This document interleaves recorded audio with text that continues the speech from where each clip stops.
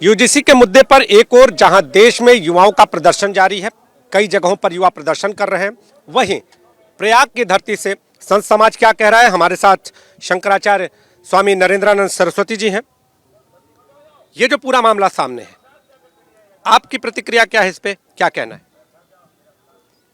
जो शिक्षा, समानता, एकता का संदेश देता है, लेकिन यूजीसी के कमेटी ने जो जाति के आधार पर व्यवस्था निश्चित किया, कहीं न कहीं ये समाज में वैमनस्यता, नफरत, हिंसा, हत्याओं का दौर प्रारंभ होगा, जहां बेगुनाह बेकसूरों पर मुकदमे होंगे।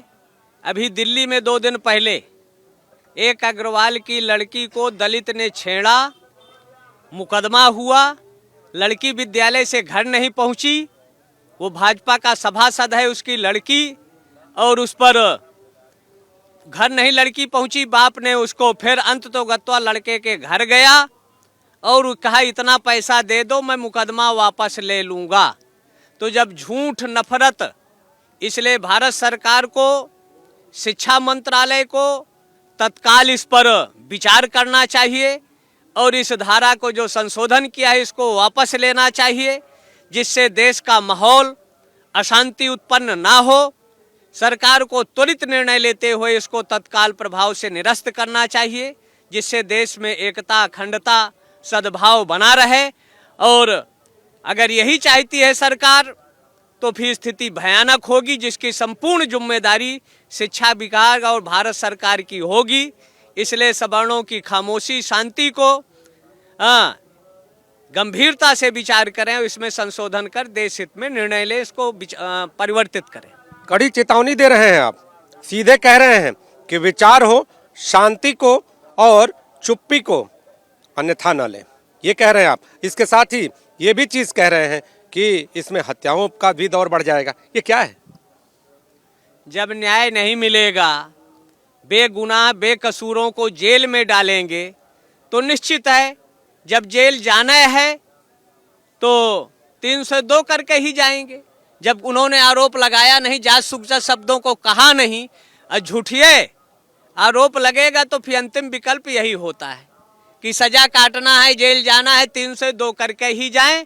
इसलिए भारत सरकार, गृह मंत्रालय, रक्षा मंत्रालय और शिक्षा विभाग तत्काल मीटिंग करके इसको निरस्त करे, जिससे देश का माहौल खराब ना हो। स्वामी जी, माघ मेला चल रहा है और प्रयाग की इस धरती पर आप भी मौजूद हैं। अगला निर्णय इस मुद्दे को लेकर क्या है? मुद्दा ये भयानक रूप लेगा, कहां से कहां तक लोग जाएंगे। जब भी सामाजिक परिवर्तन या क्रांति हुई है, चाहे सुभाष ने अंग्रेजों के विरुद्ध शिक्षा के केंद्रों में नवयुवकों ने, या कंस की सत्ता के विरुद्ध कृष्ण ने, नवयुवकों ने ही क्रांति का परिवर्तन किया था। इसलिए सरकार नवयुवकों को विवश ना करे, उनको हल्के में ना ले, तत्काल इसमें सुधार करे, संशोधन करे। हमारा तो आग्रह है, आदेश है, निर्देश है।